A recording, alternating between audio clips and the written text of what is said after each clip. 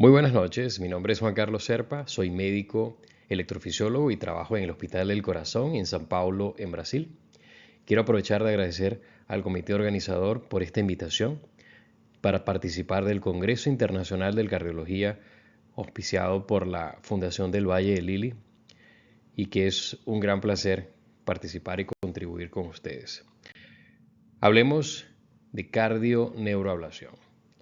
La cardioneuroablación es un tratamiento que fue propuesto para tratar situaciones de hiperactividad vagal, situaciones de síncopes repetitivas, síncopes reflejas y bradiarritmias sintomáticas que necesitan de una intervención.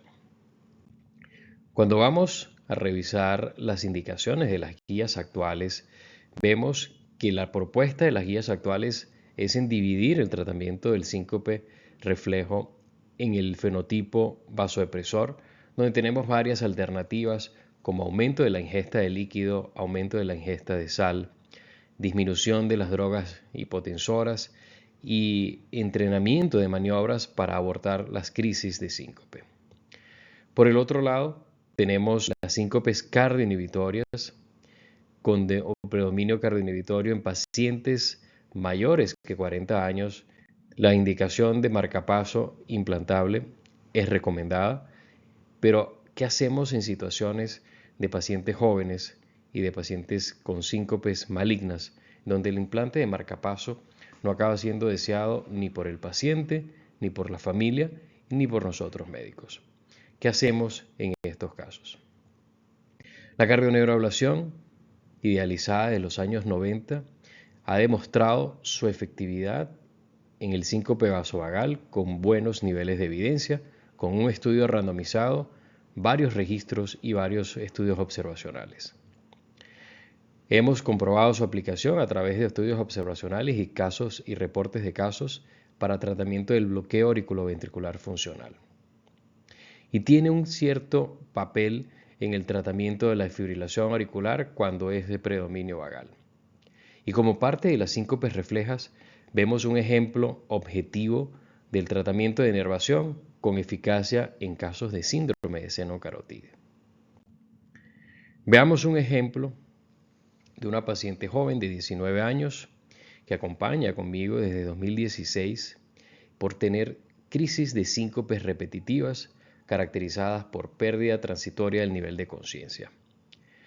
Llega al consultorio y refiere que tuvo 5 episodios de síncope en el último mes, todos precedidos por mareos, visión borrosa, náuseas y toda esa sensación característica del síncope vasovagal, sin trauma y sin sospecha de convulsiones.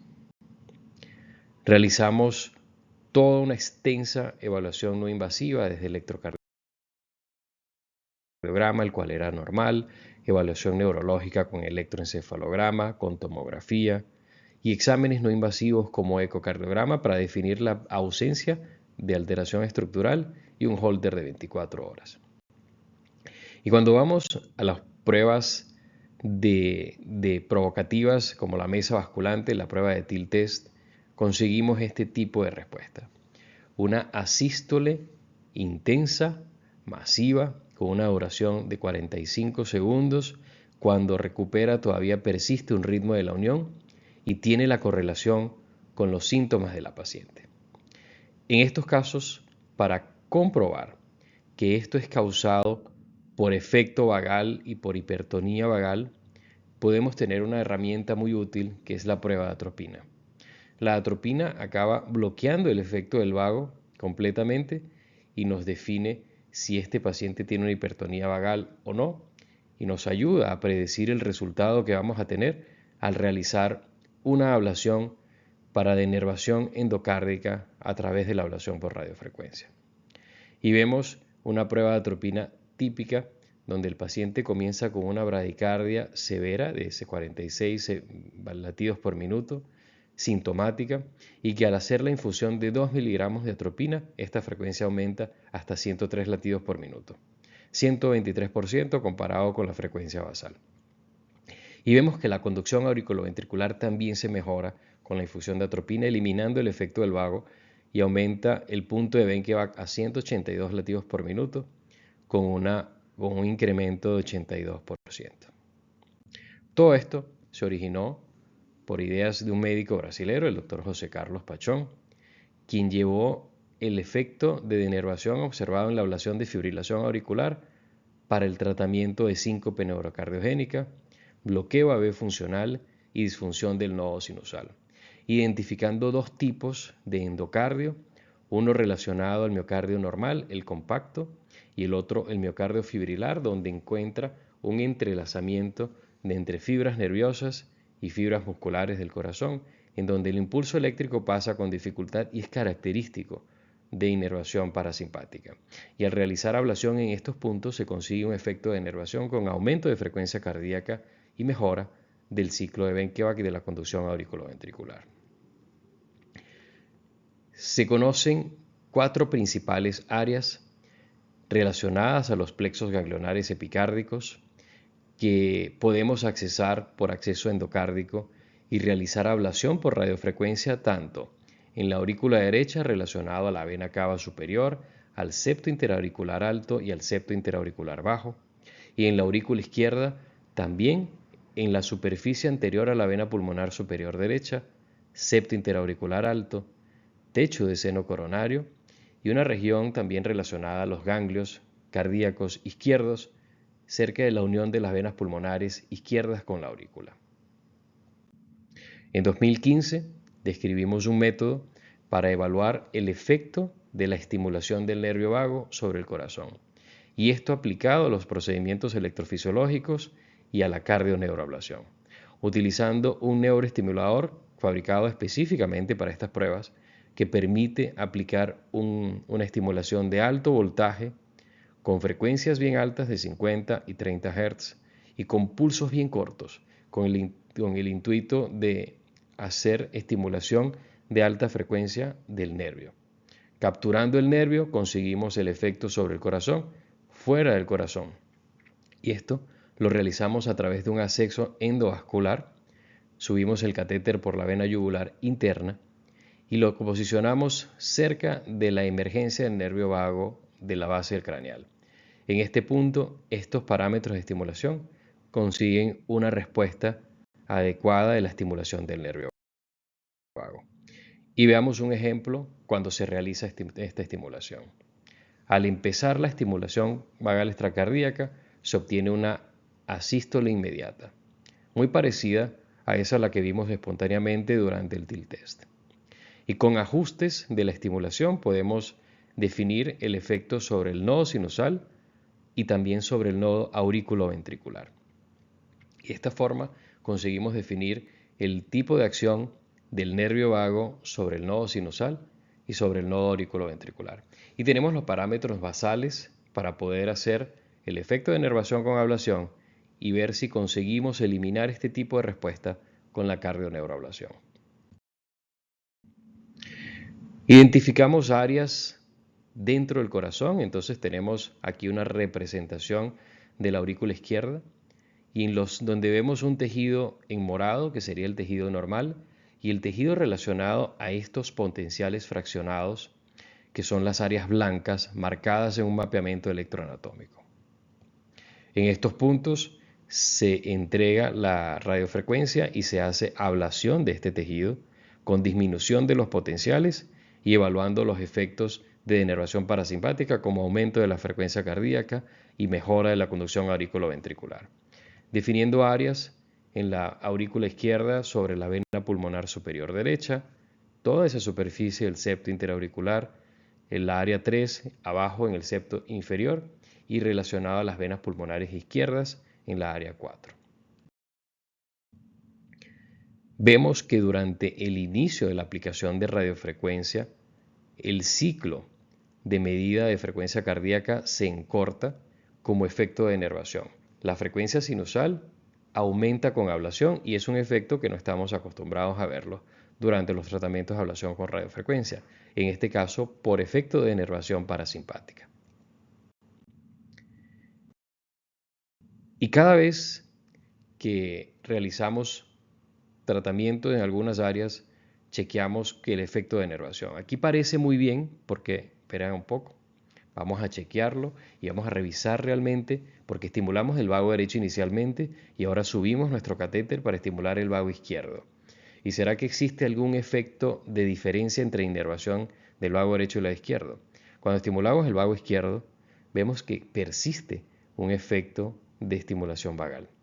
Todavía existe un poco de inervación vagal que puede ser un factor predisponente para casos de recuperación de esta inervación y recuperación de los síntomas. Y que al hacer esta estimulación durante estimulación auricular, vemos que todavía existe bloqueo auriculoventricular. Hubo una denervación parcial del nodo sinusal, pero todavía tenemos trabajo por hacer. En estos casos nos vamos hacia la aurícula derecha. Aquí vemos representado cava superior, la aurícula derecha y la cava inferior con seno coronario. Marcamos en las áreas blancas donde se encuentran potenciales anormales, potenciales fraccionados, y vamos a realizar en estas tres áreas que abordamos de la aurícula derecha ablaciones por radiofrecuencia identificadas por estos puntos amarillos y negros. Y después de este tratamiento de ablación, chequeamos de nuevo nuestro resultado. Ahora parece muy bien, con un ritmo sinusal, sin bradicardia, sin pausas, sin alargamiento del intervalo PR. Y si estimulamos el corazón con una frecuencia de unos 120 latidos por minuto, vemos que esto se mantiene tanto en el nodo sinusal como también en el nodo auriculoventricular, sin pausas y sin bloqueo auriculoventricular. Esto como resultado de la ablación por radiofrecuencia, donde se obtuvo una denervación parasimpática. Y nosotros hemos hecho trabajos acompañando a estos pacientes para ver si este resultado se mantiene a largo plazo. En casos de síncope cardioinhibitoria vemos que un seguimiento superior a 5 años se mantiene un efecto superior a los 85% de éxito para evitar esas recidivas. Y vemos que comparando los casos que se hace con estimulación vagal extracardíaca, este resultado es un poco superior, y que en los casos en que no se guía el efecto de inervación por medida del efecto con estimulación vagal extracardíaca, puede haber hasta 5 veces una recidiva de síncope en estos pacientes a largo plazo. Podemos acompañar el efecto de inervación. Aquí vemos el Holter realizado antes de la ablación. En este Holter vemos una variabilidad de frecuencia normal, y en este caso de 173 milisegundos. Mayor variabilidad de frecuencia nos habla de mayor efecto de inervación parasimpático. Un año después de haber realizado la cardioneurablación, vemos cómo esta variabilidad de frecuencia disminuye y tenemos una variabilidad al año de 66 milisegundos y que mantiene ese efecto de inervación con cierto grado de reinervación parasimpática 2 años después. Y esto nos permite entender cómo es el efecto de inervación de la cardioneurablación.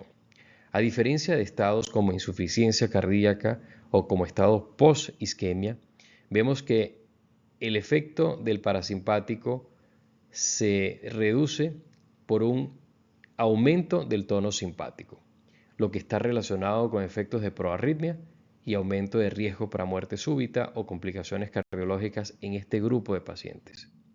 A diferencia del grupo de cardioneuroablación, en este caso reducimos el nivel de inervación parasimpática con reducción conjunta del nivel simpático, manteniendo un equilibrio entre los dos tonos después, y es por esto que no hemos observado efectos de proarritmia en los pacientes que acompañamos en un periodo de por lo menos 2 años, con estudios rigurosos de Holter seriado. Y en un grupo solo, no hubo grupo control, pero pudimos observar que no hubo aumento de las extrasístoles ventriculares, como tampoco de las taquicardias ventriculares no sustentadas en el registro de Holter de 24 horas al año y a los 2 años. Y así también tampoco hubo aumento de las arritmias supraventriculares como tipo extrasístoles o como tipo taquicardias auriculares. Aquí podemos observar el Holter de control un año después de haber realizado la cardioneurablación, y no hubo la reproducción de los síntomas y la paciente persiste hasta ahora sin recidivas de síncope y con mucho mejor calidad de vida. Y esto nos llega a poder concluir de que podemos escoger pacientes en los que hay síncopes repetitivas, los pacientes que tienen síncopes que afectan la calidad de vida y en los que podemos considerar el implante de marcapaso, el efecto de respuesta positiva a la prueba de atropina nos ayuda a definir que son pacientes en los que podemos considerar realizar una cardioneuroablación como tratamiento alternativo al marcapaso. Podemos combinar técnicas de mapeamiento, técnicas de identificación de los puntos albos y de los puntos objetivos de ablación para conseguir denervación parasimpática. El control de efecto de denervación es lo ideal, la forma ideal de hacerlo. Nos ayuda en la curva de aprendizaje para hacer este tipo de procedimientos, nos ayuda a limitar la cantidad de ablación que vamos a realizar y de esta forma haciendo ablaciones menos extensas y disminuyendo los efectos colaterales. Y es necesario seguir estos pacientes muy de cerca para evaluar cuáles son los pacientes que pueden tener algún tipo de complicaciones, algún tipo de efecto proarrítmico, que no hemos observado en los últimos 20 años realizando este tipo de procedimiento, pero que nos ayuda a definir la efectividad de este tipo de casos. Es necesario todavía niveles de evidencia superiores con estudios randomizados para poder hacer una recomendación efectiva en las guías de tratamiento de síncope de cardioneuroablación, pero se propone la cardioneuroablación como un tratamiento efectivo para el tratamiento de síncope cardioinhibitoria. Debe ser considerado en los casos de bloqueos auriculoventriculares funcionales en los que se demuestra que la causa es una hipertonía vagal.